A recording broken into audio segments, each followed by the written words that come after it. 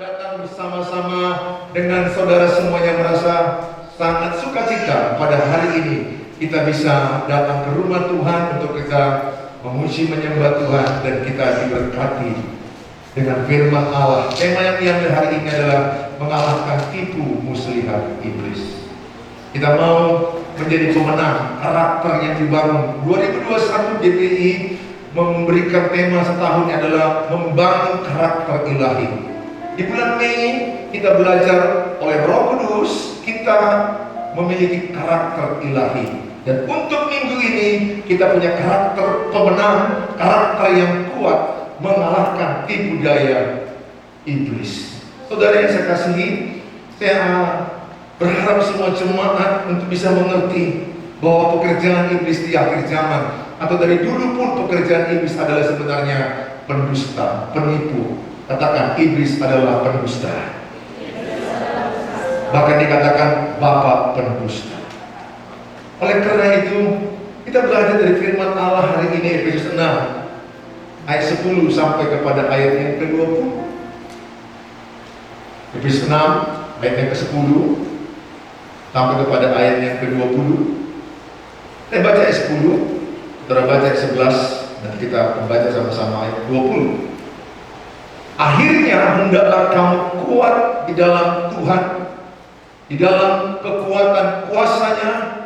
Ayat 11. Karena perjuangan kita bukanlah melawan darah dan daging, tetapi melawan pemerintah-pemerintah, melawan penguasa-penguasa, melawan penghulu-penghulu dunia yang gelap ini, melawan roh-roh jahat di udara.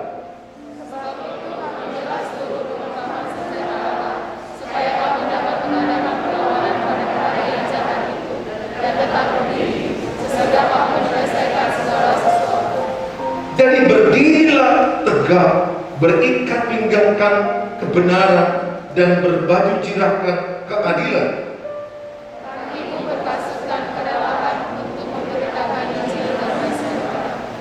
Dalam segala keadaan pergunakanlah perisai iman, sebab dengan perisai itu kamu akan dapat memadamkan semua panah api dari si jahat.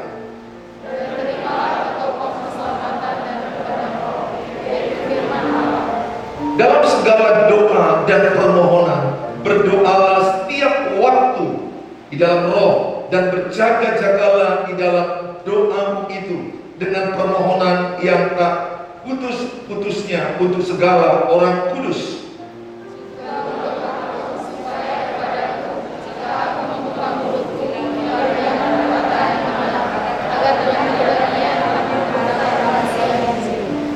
Sama-sama. Yang melayani sebagai utusan yang dipenjarakan, berdoalah supaya dengan keberanian aku menyatakannya sebagaimana seharusnya aku berbicara. Dari ayat 20 kita tahu bahwa Rasul Paulus di penjara di Roma menuliskan kitab Paulus. Jadi kitab Efesus ini dituliskan oleh Rasul Paulus saat dia dalam penjara. Dari ayat 20 tahu kita bahwa dia dalam penjara, dia menuliskan surat ini yang sangat penting kepada jemaat yang dikasihi. Apa yang sangat penting kepada jemaat yang dikasihi? Kita akan lihat, saudara yang saya kasihi, bahwa ayat yang ke-12 saya akan ajak dulu sebentar untuk mengenal siapa musuh kita sebenarnya. Karena perjuangan kita bukan melawan darah dan daging, tetapi melawan pemerintah-pemerintah, melawan penguasa-penguasa, melawan penghulu-penghulu dunia yang gelap ini, melawan roh-roh jahat di udara. Ini yang disebut musuh kita. Jadi, saudara, manusia atau istri, suami, anak-anak, saudara-saudara kita, kiri kanan saudara bukan lawan kita, yang punya darah dan daging. Jadi lawan kita itu adalah roh jahat yang di udara. Jadi penguasa-penguasa, penghulu-penghulu, dia ada di udara. Dan iblis itu bukan maha hadir, tapi bisa hadir di mana-mana. Tuhan yang maha hadir. Iblis itu jumlahnya terbatas, tapi terstruktur. Mereka mau menghancurkan iman kita. Oleh karena itu saya mengajak sama saudara, jangan pernah menganggap manusia musuh kita. Seperti lagu yang kita nyanyikan, sebab peperangan kita. Tahu lagu itu? Peperangan kita bukan melawan darah dan daging. Jadi coba lihat kiri kananmu ini punya darah dan daging. Bukan musuh kita. Istri saya bukan musuh saya. Mertua saya bukan musuh saya. Saudara bukan musuh saya. Jadi musuh saya siapa? Musuh kita siapa? Roh jahat yang di udara. Jadi kita berperang bukan dengan suami. Makanya lucu kalau suami istri berperang, harus mereka bersekutu melawan penguasa-penguasa di udara, melawan roh jahat di udara. Lucu kalau ayah dan anak-anaknya berperang, mereka sekutu. Ibarat seperti ini, ibarat kalau kita main bola kaki, satu pasukan lawan, satu pasukan kita. Seperti ya katakanlah PSSI kita melawan pasukan Thailand, maka mereka satu pasukan untuk mengalahkan, untuk menggolkan. Tapi yang lucu kan, kalau seandainya antar anggota saling pukul-pukulan, ya gol habis. Kita harus bersatu semua. Amin. Jadi nanti kalau pulang ke rumah bilang sama suami sama istri, mama bukan musuhku, papa bukan musuhku, anak-anak bukan musuh. Kita bersekutu, bersatu. Dan musuh kita siapa? Roh jahat yang di udara. Itu musuh kita. Ini yang perlu kita perangi.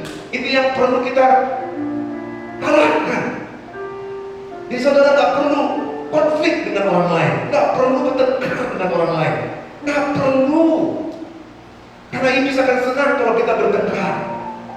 Tapi saya berdoa hari ini, semua kita di tempat ini, kita satu tim membawa puji-pujian, penyembahan, sehingga nama Tuhan ditinggikan dan iblis kalah dalam nama Tuhan Yesus. Amin. Peperangan kita melawan kawan kita. Oh, peperangan kita melawan di udara. Amin. Peperangan kita melawan kawan kita.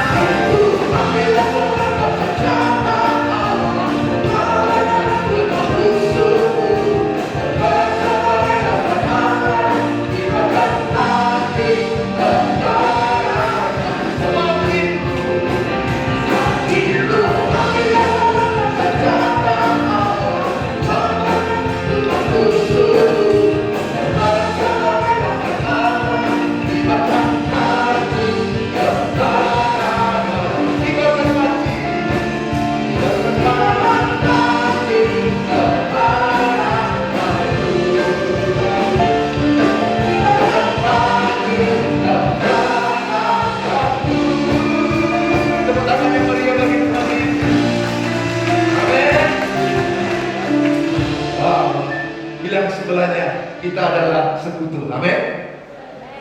Iya, bukan seteru. Lawan kita siapa tadi? Roh jahat yang di. Jadi kalau istrimu merepet-repet, marah-marah, maki-maki, lawanmu istri atau roh jahat di udara? Roh jahat di udara. Kalau suamimu mungkin sedang mengerjakan hal-hal yang buruk, yang salah, lawanmu suami atau roh jahat di udara? Roh jahat di udara. Di roh jahat di udara ini yang merasuk banyak manusia, supaya manusia dibunuh, dicuri dan dibinasakan. Kita akan belajar, saudaraku, dari kebenaran firman Tuhan pada hari ini. Kita akan lihat dari Efesus 6 ayat yang ke-10. Bagaimana caranya kita menang melawan tipu muslihat iblis? Jadi saya mau menggambarkan sama saudara, Paulus menggambarkan kepada kita di kitab Efesus bahwa kita di dalam dunia ini sedang berperang. Kita berperang sampai masuk kepada hidup kekal. Kita berperang, tapi kita sudah menang sebenarnya. Kenapa kita sudah menang? Karena Yesus sudah menang di kayu salib. Oleh darahnya kepala ular itu dihancurkan di remukan. Jadi Tuhan Yesus sudah menang, dan kemenangan diberikan kepada kita. Maka Roma 8 ayat 37 berkata, kita adalah umat lebih daripada pemenang. Katakan, saya lebih daripada pemenang. Masih kalah, nampaknya masih sepertinya belum 6 kali dari suaranya itu. Nah, katakan, saya lebih dari pemenang. 1, 2 ya. Saya lebih daripada pemenang. Amin. Jadi posisimu sekarang ini, posisi seri, kalah atau menang? Menang. Kenapa kau menang? Kenapa saya menang? Karena Yesus sudah menang di kayu salib. Kemenangannya adalah kemenanganku. Kebangkitannya adalah kebangkitanku. Kehidupannya adalah kehidupanku. Maka saya dalam posisi menang. Iblis tidak diam. Dia masih terus-menerus meracuni pikiran manusia supaya dia mencuri, membunuh, membinasakan. Dari 10 ayat 10. Yesus datang memberikan hidup yang berkehidupan. Oleh karena itu saudaraku, dia tak berhenti. Bagaimana suami istri bertengkar terus supaya mereka cerai. Kalau mereka cerai, anak-anak mereka dihancurkan.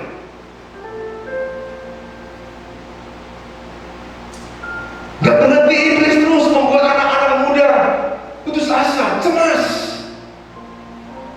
dan akhirnya mereka bunuh diri dari gedung lantai tinggi.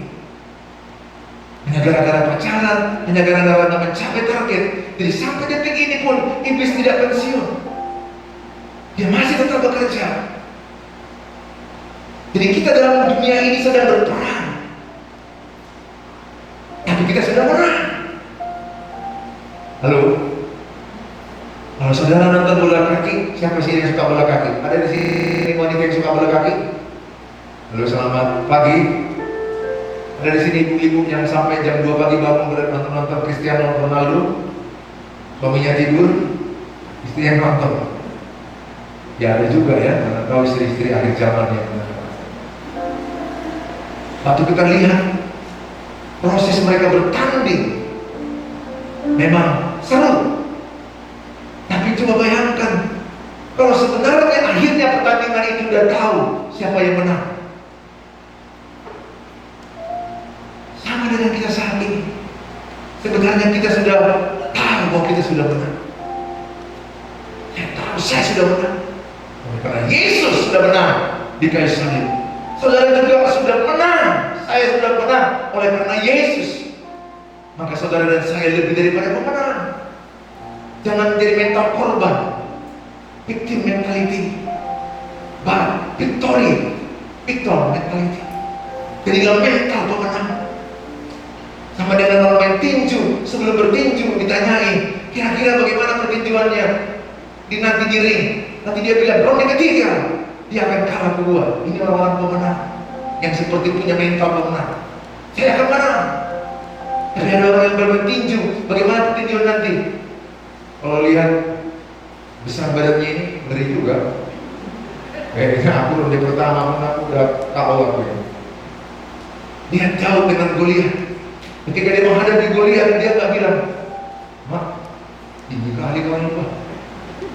Ada si Daud bilang begitu. Daud nggak bilang, "Wah, jangan." Bahasa Indianya, "Lato olahnya, nampak melawan ini, besar kali kawan ini, nggak fair." Dia bilang apa? "Bersama dengan Allahku, Allah Israel, Allah yang hidup, aku akan kalahkan engkau. Aku akan habisin engkau." Karena dia tahu dia bersama dengan Allah yang hidup dan dia punya mental pemenang. Saya nggak tahu apapun musuh saat ini, apapun situasi saat ini. Saya hanya mau katakan kepada jangan mental korban. Jangan bilang karena pandemi ini kami jadi miskin, karena pandemi ini kami gak kerja, karena pandemi ini kami gak makan, karena pandemi ini anak-anak gak sekolah, karena pandemi ini, gara-gara si corona ini istriku jadi seperti corona kuliah, bervirus dia kuliah. Bukan virus corona yang masuk, tapi tingkah lakunya seperti bervirus. Dan jangan mental korban, mental korban. Amin. Katakan bersama Yesus, aku sanggup melakukan segala. Apa yang perlu kita lakukan, saudara? Jadi kita berperang bukan fisik sekarang, berperang roh. Yang pertama yang kita lakukan adalah bersandar dan mengandalkan Tuhan. Bagaimana cara kita menang melawan tipu muslihat iblis? Bersandar dan mengandalkan Tuhan. Efesus 6 ayat yang ke-10. Akhirnya hendaklah kamu kuat di dalam Tuhan, di dalam kekuatan kuasanya. Ayat ini berkata akhirnya, ibaratnya ini sudah disimpulkan. What next? Apa yang perlu kau lakukan? Setelah pertandingan Tuhan Yesus di kayu salib dan dia menang, what next? Kira-kira begitu. Apa yang harusnya kita terima, yang kita lakukan? Akhirnya, ini berbicara akhirnya disimpulkan. Kalau bahasa apa? Intinya, kira-kira begitu. Ini yang perlu kita bawa hari ini. Hendaklah kamu kuat di dalam Tuhan, di dalam kekuatan kuasanya. Tuhan mau kita kuat di masa pandemi ini.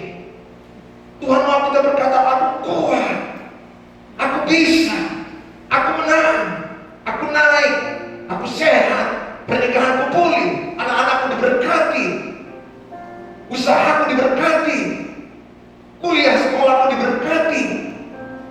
Akhirnya adalah kamu kuat di dalam Tuhan, di dalam kekuatan kuasanya.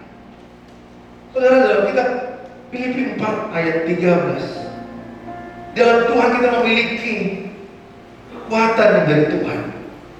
Filipi 4 ayat 13. Segala perkara dapat kutanggung di dalam Dia yang memberikan kekuatan kepadaku.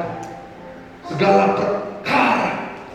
Apapun perkara saudara yang saya tidak tahu, tapi saya bisa gambarkan bahwa perkara yang dihadapi banyak orang di pandemi ini apa? Salah satu masalah keuangan, pekerjaan, keluarga, hubungan antar keluarga, kesehatan, masalah-masalah yang lain, apapun perkara saudara. Ayat ini jelas berkata kita kuat di dalam Tuhan. Artinya di luar Tuhan kita nggak kuat. Kita hanya kuat di dalam Tuhan. Tidak ada pendeta yang hebat zaman sekarang ini. Terkutuk orang yang mengandalkan manusia, diberkati yang mengandalkan Tuhan.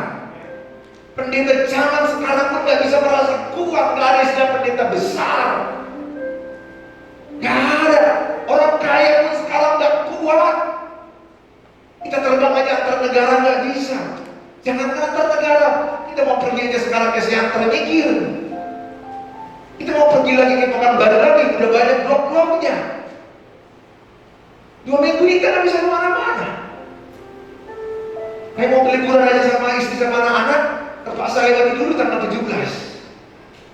Karena 2 minggu ada razia di mana-mana. Gak ada yang kuat, ada orang yang sekarang punya harta banyak pun khawatir, takut. Di mana-mana jangan-jangan ada corona. Mereka merasa bingung, kuat mungkin mobil mau buat apa dengan harta yang banyak. Terkutuk yang mengandalkan harta, diberkati mengandalkan Tuhan. Tapi ayat ini berkata, engkau kuat di dalam Tuhan, saya kuat dalam Tuhan. Dan orang-orang yang mengandalkan Tuhan akan berkata, saya kuat di dalam Tuhan. Amin. Karena Yohanes 15 ayat 5 jelas berkata, Yohanes 15 ayat 5, akulah pokok anggur dan kamulah ranting-rantingnya. Barang siapa tinggal di dalam aku dan aku di dalam dia, ia berbuah banyak. Sebab di luar aku kamu tidak dapat berbuat apa-apa. Di luar Tuhan kita tidak dapat berbuat apa-apa. Di luar Tuhan, orang kaya nggak bisa berbuat apa-apa. Di luar Tuhan, orang yang punya gelar doktor apapun nggak bisa berbuat apa-apa. Pendeta pun tidak bisa khotbah di mimbar tanpa Tuhan. Makanya bagian saya sebelum khotbah, saya doa. Saya minta Tuhan tolong saya. Karena sekarang yang diserang bukan hanya jemaat, pendeta pun. Kalau kita lihat para pendeta pun sudah ada yang meninggal oleh karena corona. Beberapa teman-teman dekat dengan saya. Karena Facebook, sosial media, Instagram bertaburan. Tapi saya mau katakan, apa kita takut dengan keadaan seperti ini? Ingat, ketakutan bukan dari Tuhan. Roh ketakutan dari iblis. Di masa-masa pandemi ini dimunculkan apa? Roh ketakutan, makin takut. Justru kita, orang yang takut kehilangan nyawanya akan kehilangan. Kita belajar menyerahkannya kepada Tuhan. Dan jangan takut, terlalu takut pun. Yang penting menurut saya prokes. Saat ini prokes, makanya ibadah kita seperti ini sangat prokes. Cuci tangan, jaga jarak, pakai masker. Itu sangat bagus. Secara pemerintahan kita sudah mengerjakan dengan benar. Lebihnya serahkan sama Tuhan. Kalau terlalu takut kali, akhirnya kita nggak berani pergi keluar sedikit pun. Akhirnya kita nggak berani untuk hal-hal yang seharusnya kita kerjakan, mengunjungi orang tua. Akhirnya semua kita nggak berani. Saya pikir kalau sampai ketakutan berlebih-lebihan pun itu bukan baik. Sekali lagi saya katakan, tanpa Tuhan kita nggak ada apa-apanya menurut Yohanes 15 ayat ini. Maka kita bagaikan ranting yang terus melekat kepada Tuhan. Makanya saya ajak jemaat, hanya Tuhan yang tempat sumber kekuatanmu. Jangan tinggalkan doamu, jangan tinggalkan saat teduhmu. Percaya, katakan, hanya Tuhan yang mengerti isi hatimu, hanya Tuhan yang mengerti persoalanmu, dan hanya Tuhan yang menjadi sumber jawabanmu. Hanya Tuhan yang bisa membuat engkau tenang, hanya Tuhan yang membuat engkau bisa hidup dalam kemenangan dan damai. Saya tahu persoalanmu begitu rumit, situasimu begitu berat, banyak hal yang tidak mau ceritakan sama orang. Tapi Tuhan berkata, hendaklah kau kuat di dalam aku di dalam engkau, dan engkau akan memperoleh kekuatan baru yang daripada Tuhan menyertai jemaat yang dikasihi Tuhan. Oleh karena itu saya mengajak semua kita untuk kita melawan iblis, tunduk kepada Allah. Yakobus 4 ayat 7. Yakobus 4 ayat 7, karena itu tunduklah kepada Allah dan lawanlah iblis, maka ia akan lari daripadamu.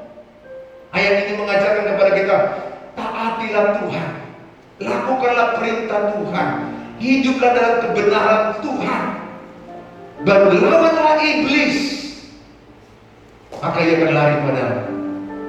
Jangan seperti di Kisah Rasul, anak-anak imam Yahudi yang bernama anak-anak imam Yahudi Sekeo yang mengusir setan-setan dalam nama Yesus keluar.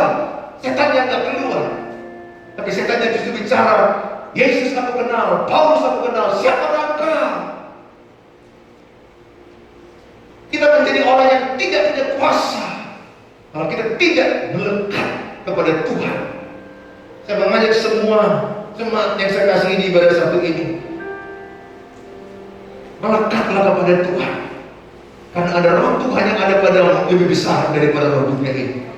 1 Yohanes 4 ayat yang keempat berkata, kamu berasal dari Allah, anak-anakku, dan kamu telah mengalahkan nabi-nabi palsu itu, sebab roh yang ada dalam kamu lebih besar daripada roh yang ada di dalam dunia ini.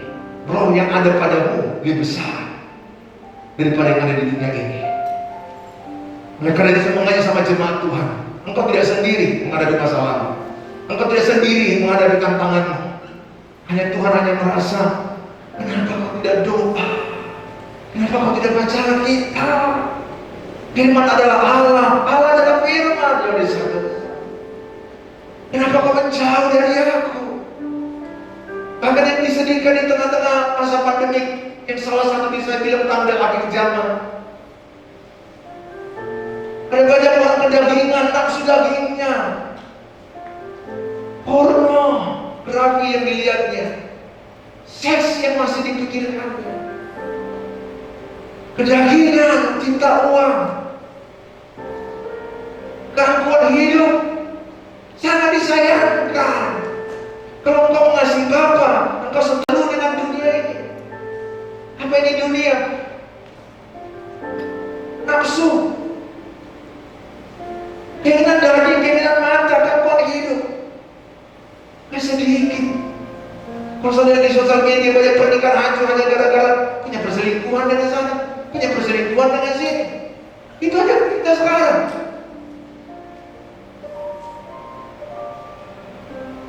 Anak-anak lagi jaga dirimu.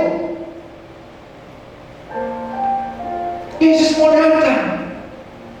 Tanda waktunya nggak tahu. Tapi bagian kita perlu berjaga-jaga.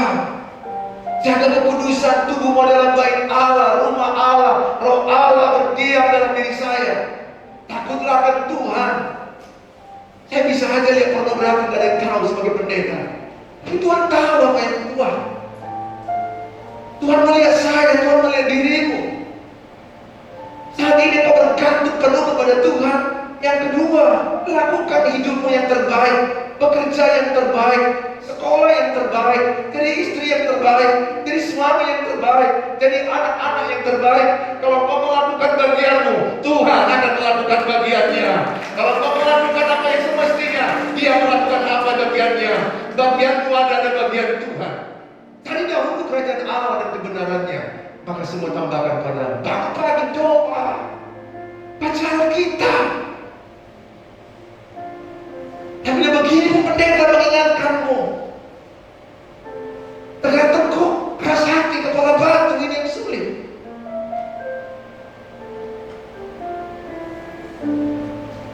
Virus corona ini sudah mengingatkan kita, manusia ini tidak ada apa-apanya. Manusia ini rentan dengan penyakit, dengan virus yang begitu kecil, berapa milimikron. Kita sudah takut karena kita memang tidak ada apa-apanya tanpa Tuhan. Mari kita tidak memikirkan corona yang terlalu banyak, pikirkan Tuhan lebih banyak. Amin. Tuhan lebih besar. Yang penting lakukan bagian prokes untuk pemerintah. Tapi selebihnya Tuhan kita lebih besar. Amin. Berapa banyak yang mau besok pagi bangun mencari Tuhan anak-anak. Yang belum mau angkat tangan tidak apa-apa. Masa kau jangan angkat kaki. Sebagai pendeta kadang-kadang sedih kalau melihat saudara nggak mau baca kitab, nggak mau. Gimana lah hati seorang gembala melihat jemaat? Ada kekuatan tanpa Tuhan. Apa Tuhan kau nothing, you are nothing.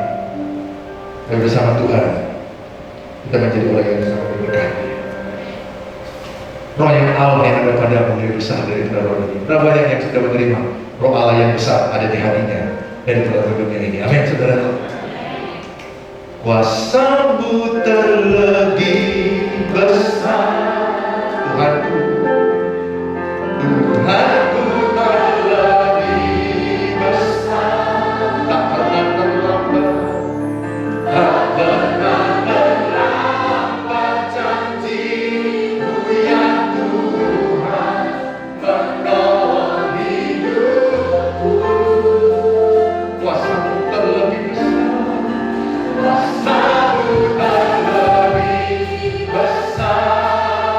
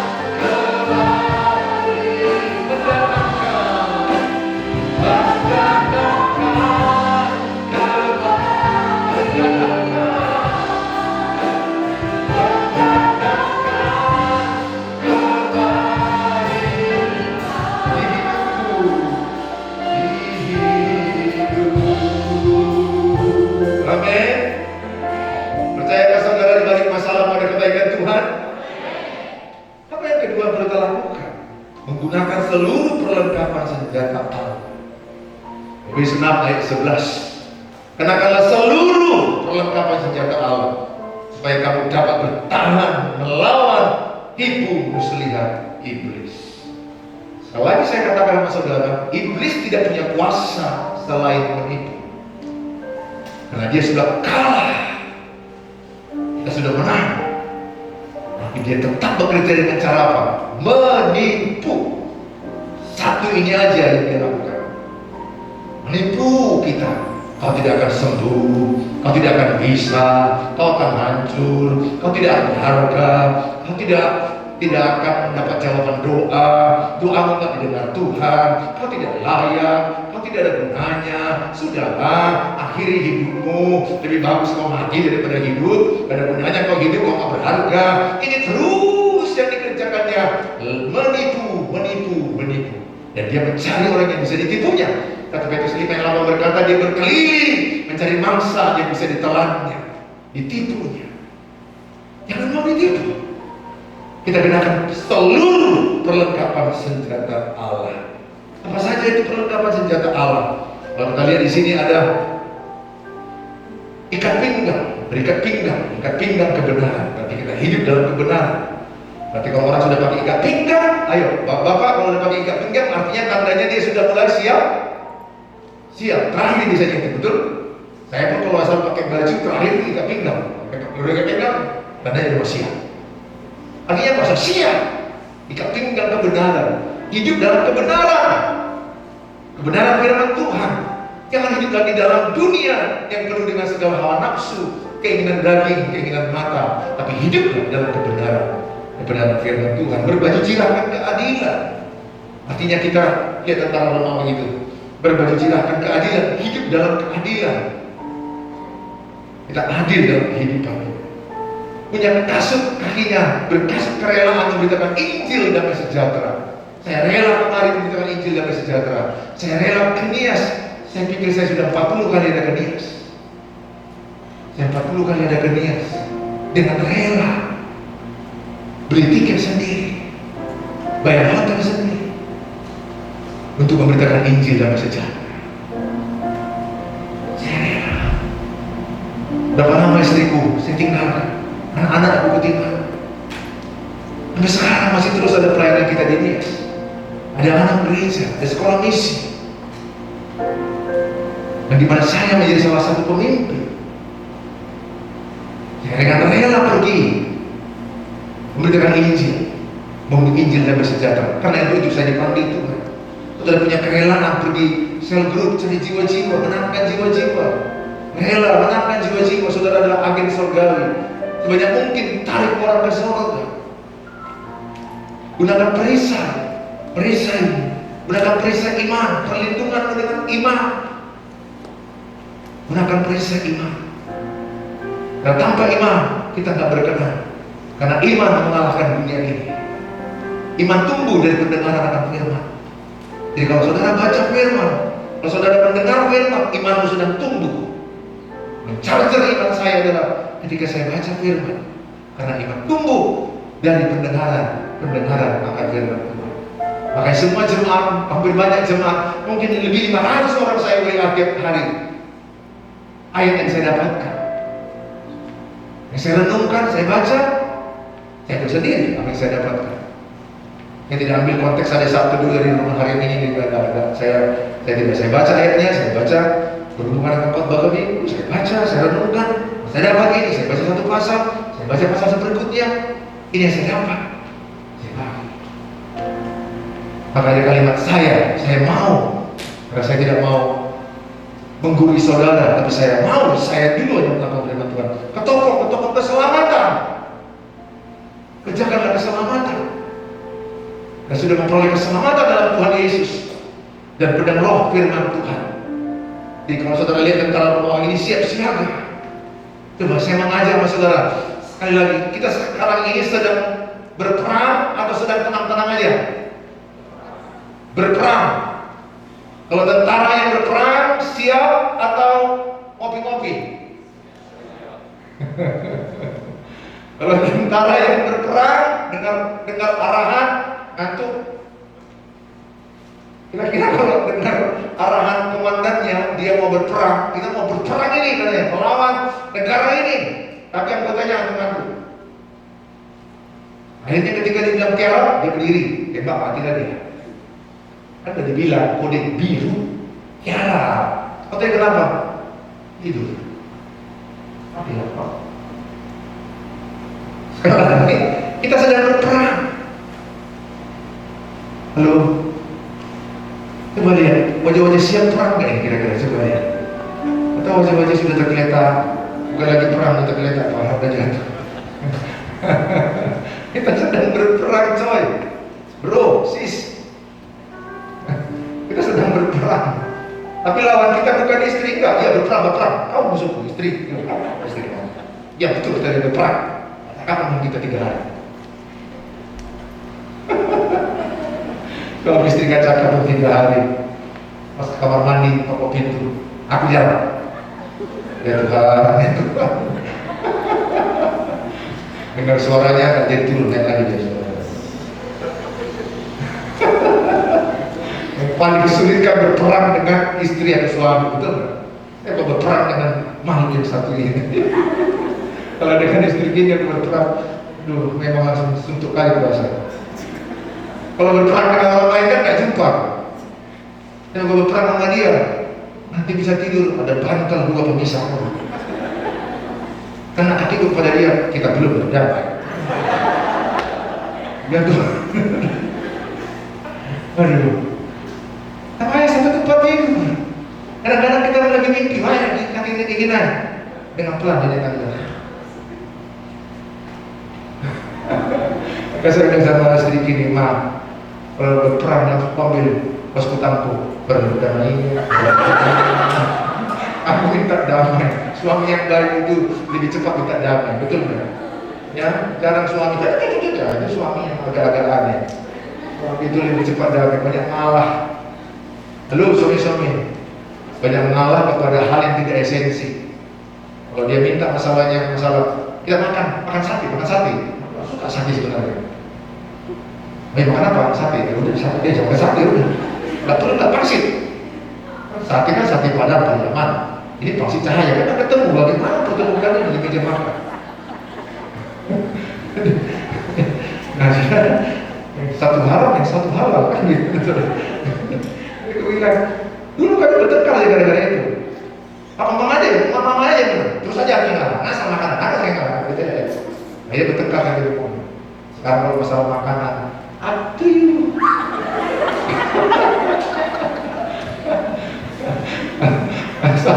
Saya nggak mau bertengkar hal-hal yang sepele-sepele, yang kecil-kecil lah. Tapi kalau masalah esensi, masalah yang penting, saya harus tetap berdiri sebagai imam, sebagai posisi raja, posisi nabi, mengajarkan kebenaran. Kalau masalah-masalah dalam masalah-masalah yang mau dia rambutnya, mau dia apa, ya sudah lah. Tak perlu kuseleksi dulu, mau dia rambut mana, kalau udah yang penting pelan-pelan tahap apa kasihnya cantik sama-sama. Mau usah ketik-ketik, kerjaan lah, warnanya cocok lah, itu suami kurang kerjaan, capek dia itu masuk ke bonding, kalau astronot berasa Apollo, mau terbang ke bulan sana, digosok lagi 6 jam, sakit-sakitnya main, kita kritik lagi dia, sudahlah kasih pujian, nah bagaimana kok, hati kali kok sayangku, langsung selesai, kayak yang ini dia langsung selesai. Ambil buat kerja, apa? Masalah beli baju dia mau warna apa, mau segala macam, udahlah. Masa kalau ketika nggak cocok kamu kayak gini, udahlah. Masalah rumah mana di mana pok bunga, ini suami menentukan pok bunga di sini pok bunga. Orden warnanya ini kata suaminya. Dan istrinya bilang siapa yang perempuan laki atau perempuan kasus. Udah damai saja. Kalau yang saya katakan sama saudara, kita bersatu. Saya ajak istri saya sama anak saya berdoa. Saya bilang kepada mereka kemarin pembukaan keluarga. Tahukah kalian iblis sedang menyerang keluarga kita? Beberapa hari yang lalu kami bertengkar. Boleh jujur? Kami bertengkar. Dan saya pikir karena pendeta dan ibu gembala kami di rumah hanya haleluya. Mungkin Kami juga manusia biasa. Kadang suara yang tinggi, kadang suara yang tinggi. Dan kami ketemu dua-duanya tinggi. Karena ngomong yang benar, satu ngomong, satu dengar. Ini nggak, kami dua-duanya ngomong, gak ada yang dengar. Dan saya bilang sama mereka ketika mau kita keluar, iblis mau mengenal tujuan Tuhan dalam hidup kita. Kalau hancur, tujuan Tuhan berada dalam hidup kita. Pada tujuan Tuhan dalam hidup kita, banyak keluarga di mana, banyak jiwa-jiwa di mana. Jumlah ibadah kita 800 jiwa, 750 ke 800 jiwa tiap minggu.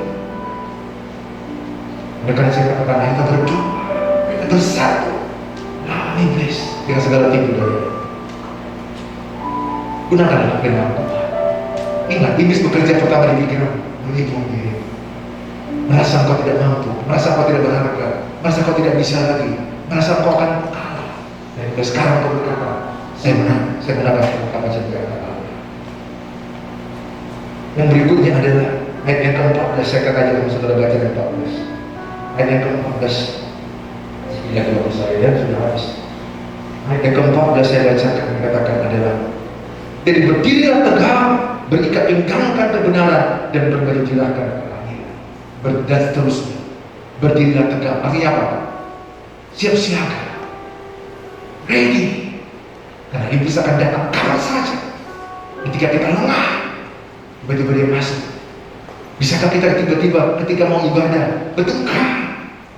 Kita mau ibadah, mau pelayanan, tiba-tiba ada kalimat, percuma ya kau pendeta, percuma ya kau diaken, percuma ya kau gembala, percuma ya kau menjadi hamba Tuhan.